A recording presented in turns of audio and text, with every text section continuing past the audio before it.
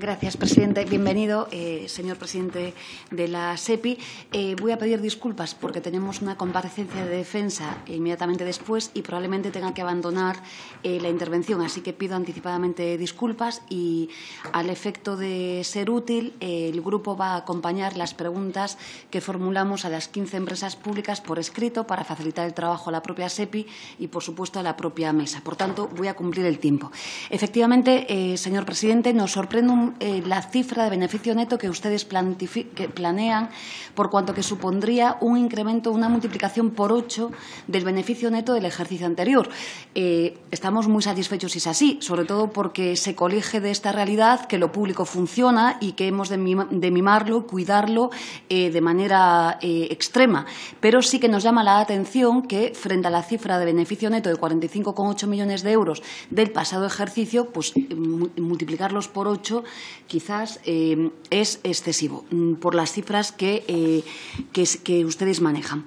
Vamos a ir rápidamente con los temas que nos preocupan, pero sí que queremos, en nombre de nuestro grupo y los dos diputados, además, que estamos hoy mismo compareciendo, sabe usted que hemos instado una reunión con su propia responsabilidad para el abordamiento de empresas que tienen que ser atendidas desde la SEPI, léase el caso de La Naval y léase el caso de Alcoa, y a día de hoy no hemos obtenido respuesta. Nos gustaría, si usted puede, a mi compañero o a mí misma después, nos faciliten una nueva cita para ser capaces de tener, antes de que acabemos con Alcoa definitivamente y antes que se acabe con La Naval, pues por lo menos la oportunidad de dirigirnos al planteamiento que nosotros tenemos. También le anticipamos ya que en la concepción que tenemos en el Grupo Confederal, digamos que de la misma forma que lo tiene Francia, que la tiene Italia, que la tiene Alemania, vamos a configurar, ya lo estamos trabajando, enmiendas para que desde la SEPI exista participación en estas empresas. Digo, por ser realmente sensatos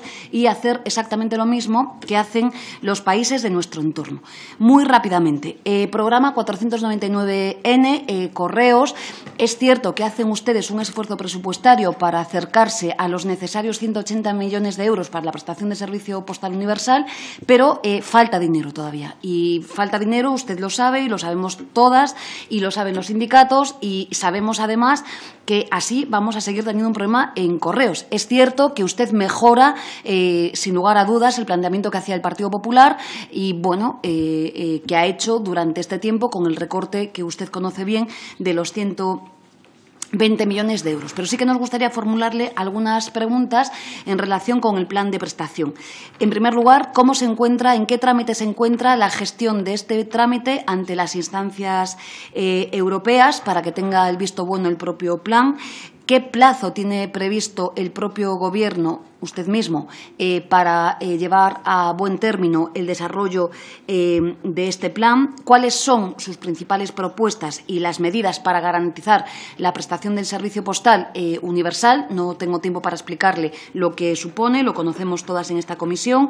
¿Y qué recorrido le resta el plan una vez que sea autorizado en Bruselas para que pueda ser aprobado? También, ¿ustedes qué cifras están manejando, digo, en términos económicos, para la prestación del plan, también para el coste unitario de la prestación del servicio postal universal, tras el informe que ha emitido en su día la Comisión Nacional?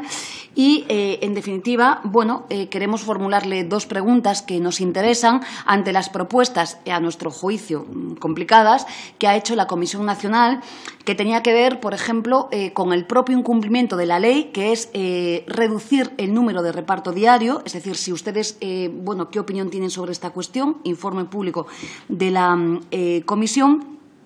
También la supresión de la paquetería como elemento del servicio postal universal. Nos gustaría conocer su opinión sobre esta cuestión. Y problemas que usted conoce perfectamente, que tienen que ver con el contrato de Amazon, sus pérdidas o no pérdidas, y las prioridades que se dan, instrucciones directamente que se dan a los trabajadores y trabajadoras de correos para atender antes que nada la paquetería y la atención de los servicios que tienen que ver directamente con Amazon. Esto es real, esto se da privada y consta que se dejan los servicios de otro tipo, incluso servicios pues burofax y cosas que son realmente, bueno, que han de tener una urgencia, pues se prima desde los propios servicios y jefaturas el reparto de Amazon. También, ¿qué opinión y si es cierta esta propuesta de la expansión de correos hacia el sureste asiático? ¿Qué piensan ustedes hacer en este sentido? Y si el modelo que van a seguir ustedes es el inefable modelo de AENA y de Renfe, el que hemos vivido y han aprobado ustedes hace escasamente 10 días en el pleno de este Congreso. ¿Qué pretenden realmente hacer? Y también, muy rápidamente, bueno, la gestión del nepotismo en Correos. Digamos que Correos ha estado gobernada por el bipartidismo, PSOE-PP, todas las jefaturas podríamos poner nombres y apellidos en función de los gobiernos de turno, y es cierto y real, hay sentencias, hay denuncias a diario sobre las relaciones de nepotismo, incluso qué hay que hacer para poder entrar en Correos. No me da tiempo a hablar sobre los últimos ejercicios, oposiciones y demás, pero me gustaría que se detuviera también en qué medidas van a tomar ustedes para eliminar esta realidad en una empresa pública, insisto, y además con bueno, sentencias y comportamientos como bastante groseros.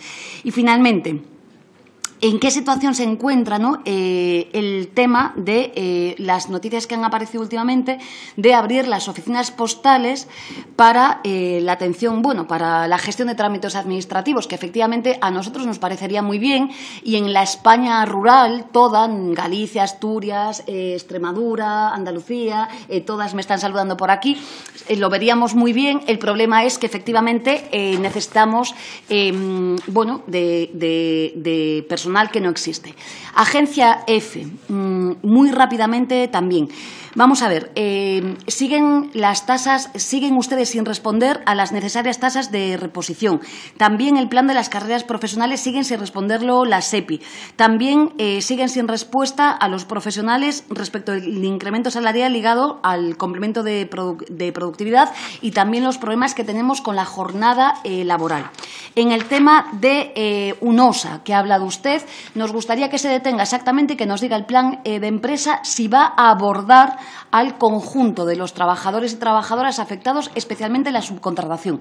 Nos consta que ahí está el problema y realmente hasta dónde va a llegar y si va a afectar la cobertura a esos 250 trabajadores y trabajadoras que están en manos de la subcontratación. Navantia, no me detengo, pero es cuestionable porque el programa 424B consigna la misma cantidad que el año pasado con el Partido Popular y para abordar 4 proyectos que no tengo tiempo de plantear ahora mismo. Enresa, es cierto que reducen de 186 millones a 108, pero ya le advertimos, igual que le hemos hecho a la señora Pilar Platero, el proyecto de los 68 millones que tiene que ver con Vilar de Cañas, desde luego, en el caso de que ustedes lo mantengan, vamos a presentar enmienda de supresión. Conoce perfectamente los problemas ambientales que hay sobre esta realidad.